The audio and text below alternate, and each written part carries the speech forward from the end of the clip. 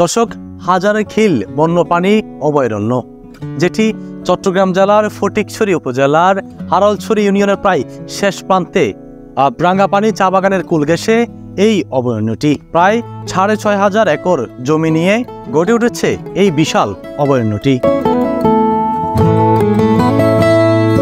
চট্টগ্রাম শহর থেকে মাত্র ১.৫ ঘন্টা দূরত্বে ফটিকছড়ি উপজেলার হারলছড়ি ইউনিয়নে বিখ্যাত রাঙ্গাপানি চা বাগান কুল ঘেঁষে এই বন্যপ্রাণী অভয়ারণ্যটি ১,১৭৭.৫৩ হেক্টর জমি নিয়ে এই বন্য অভয়ারণ্যটি গঠিত, যেখানে রয়েছে ১২৩ প্রজাতির পাখি।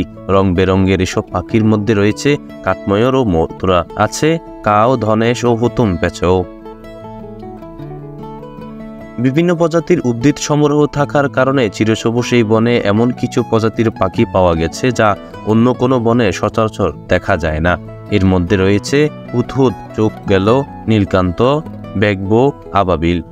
এসব পাখির আকার আকৃতিক বর্ণ স্বভাবে বৈচিত্র্যময়, তাই প্রতিদিনই ওয়াইল্ড লাইফ ফটোগ্রাফার আর প্রকৃতিক প্রেমীরা ঘুরতে আসেন এই অভয়ারণ্যে।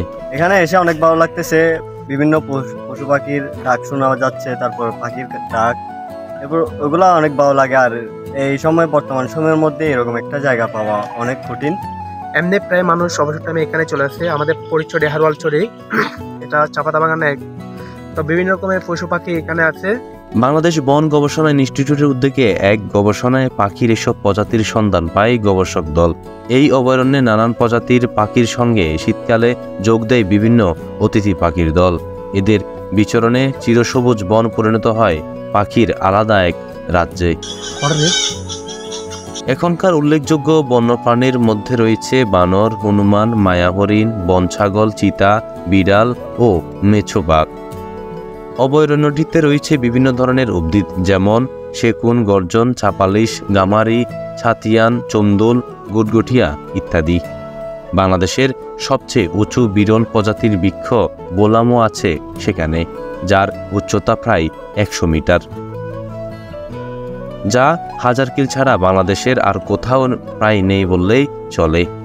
এছাড়া সেখানে আছে বিখ্যাত রাঙ্গাপানি চা বাগান, পাহাড়, অরণ্য, ঝর্ণা, ট্রেল সহ আরো অনেক কিছু। প্রথমে এসে দেখলাম যে বানরগুলো, কারণ আমরা এর আগে দেখছি চিড়িয়াখানায় যে বানর এগুলো একটা বদ্ধভাবে থাকে, তাদের সেভাবে মনমরা থাকে, কিন্তু এখানে দেখলাম যে তারা তাদের মতো করে এনজয় করতেছে। আমরা যখন গেলাম দ্রুত পালাই গেল, আবার আসতেছে, খুব ভালো লাগতেছে বিষয়টা দেখে। কিন্তু চিড়িয়াখানা দেখলে এরকম দেখা যায় না, এটা হয় অনেক ভালো লাগতেছে। কারণ হচ্ছে এখন তো মনে করেন যে শহরের মধ্যে থাকা হয়। চা বাগান আর বন সৌন্দর্য উপভোগ করা আসা দর্শনার্থীদের সুবিধার্থে ট্রি ওয়াক ক্যাম্প এর জন্য নির্ধারিত নিরাপদ জায়গা, তাঁবুসহ পিকনিকের জন্য নির্ধারিত জায়গা, বনের ভিতর ট্রেকিং এর জন্য প্রশিক্ষিত গাইড তৈরি করেছে উপজেলা প্রশাসন এবং ফরেস্টর রেঞ্জ কর্মকর্তারা। ওই যে পুরাতন কিছু জিনিস ওগুলো মেরামত করে দিতে চাচ্ছে, আমি দেবু স্যারের সাথে আলাপ করছি এই বিষয়ে, যে নিঃশর্তই করে দিবে। বাংলাদেশের বিরাট একটা সম্পদ, বাংলাদেশের বিরাট একটা সম্পদ, এটা তো আমার চেয়ে ভালো জানেন। যদিও হয়তো ১০-২০ বছর আগে পাহাড়টা নেতা ছিল, আপনি জানেন।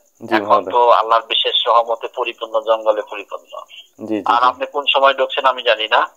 আপনি এই যে আমি ২ দিন আগে ওই যে বড় পুকুরটা দেখছেন অফিসের সাথে, অফিসের পূর্ব পাশে বা মসজিদের পশ্চিম পাশে, ওখানে হরিণ পানি খাইতে আসে ওখানে, এবং কন্টিনিউ থাকে বানর, হনুমান, তারপরে এই যে আপনার ওই বিভিন্ন ধরনের পাখি, টিয়া পাখি তো হাজার হাজার, বনমোরগ মুরগি, এটা তো প্রতিদিনই সকালবেলায় আপনি যদি কখনো ৬টার আগে যেতে পারেন, দেখবেন যে সুন্দর মতো ওখানে ঘুরে বেড়াচ্ছে। কাঠময়ূর ওখানে ঘুরে বেড়াচ্ছে।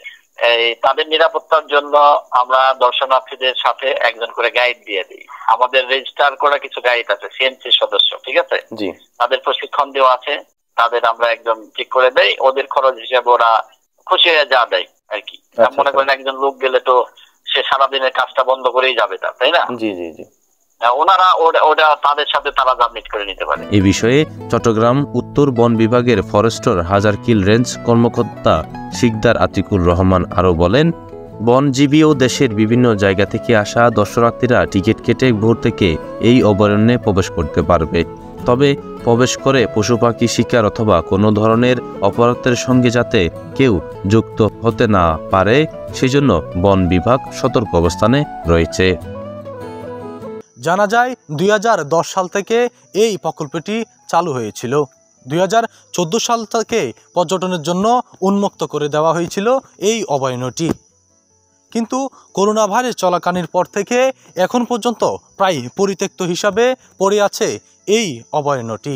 নিরাপত্তার বিষয় নিলে মানুষের জন্য আরো সুবিধাজনক হবে। সরকার যদি কোনো পদক্ষেপ নেয় এই বিষয়ে, যদি কোনো নিরাপত্তা জোরদার করে আরো, তাহলে মানুষের কাছে এটা আরো বোধগম্য হবে, মানুষ এখানে স্পেসটা পাবে। আরো একটা পর্যটন স্পেস করলে এটা সবার জন্য সুবিধাজনক হবে, ভালো হবে, মানুষ এখানে বাড়বে, অ্যাক্সেসটা বাড়বে আর কি।